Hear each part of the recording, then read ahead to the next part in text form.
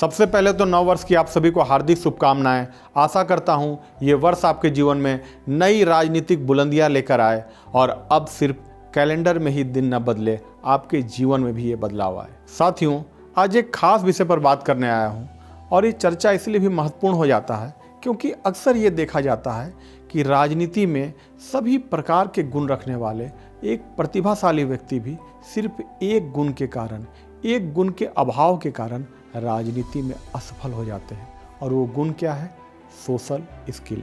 और यदि आप सोशल स्किल का मतलब लोगों से खुले दिल से बात करना या लोगों से अच्छी तरह से सिर्फ पेश आना समझते हैं तो जरा ठहरिए, क्योंकि बिजनेस या अन्य क्षेत्रों में ये सोशल स्किल तो आपको सफल बना सकता है, पर राजनीति में नहीं।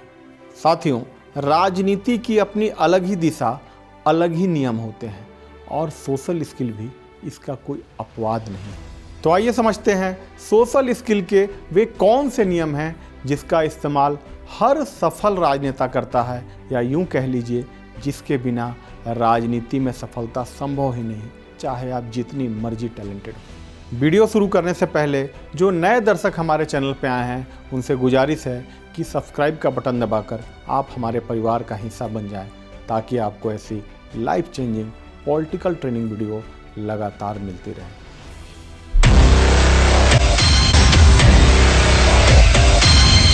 पहला नियम, एम्पैथेटिक लिसनर। आज के दौर में हर व्यक्ति में एक आदत सी पनपती जा रही है कि हम सुनना ही नहीं चाहते और किसी की समस्या तो बिल्कुल भी नहीं। यकीन मानो दोस्तों, यदि ये आदत आप में भी है तो चाहे आप जितने प्रतिभाशाली हो, आपकी राजनीतिक मौत तय है। यदि आप राजनीति में हो तो लोग आपसे सिर्फ इतना ही चाहते हैं कि आप उनकी बात करो, उनकी समस्याओं को सुनो। भले आप उनका समाधान दे पाओ या नहीं, पर समस्या सुनो तो सही। जेपी आंदोलन से अन्ना आंदोलन तक, चाहे आप जितने भी आंदोलन देख लो, क्या किसी आंदोलन से लोगों की समस्या खत्म हुई? भ्रष्टाचार के खिलाफ हुए अन्ना आंदोलन से क्या भ्रष्टाचार खत्म हुआ?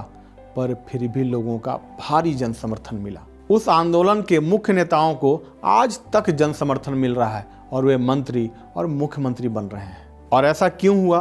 क्योंकि वहाँ लोगों की समस्याएं सुनी गई।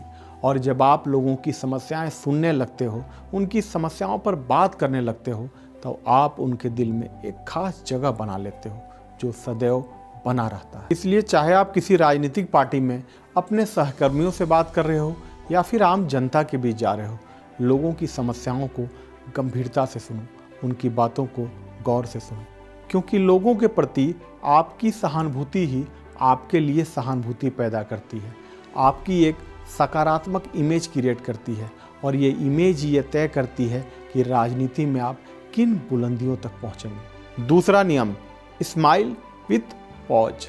हमें हमेशा से ये सिखाया जाता है कि जब भी किसी से मिलो तो मुस्कुराते हुए मिलो, लेकिन यकीन मानो दोस्तों, राजनीति में ये उतना असरदार सिद्ध नहीं होता।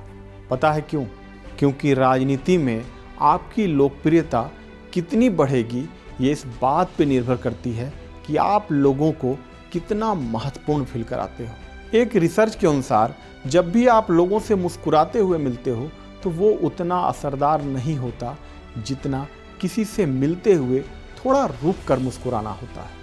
क्योंकि जब आप किसी को देखकर थोड़ा पॉज लेकर थोड़ा रुक कर मुस्कुराते हो तो ये उसको फील कराता है कि वो आपके लिए कितना महत्वपूर्ण है।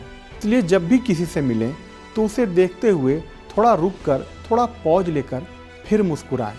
फिर देखिए आपका ये अंदाज उसके दिल में आपके लिए एक खास जगह कैसे बनाता है।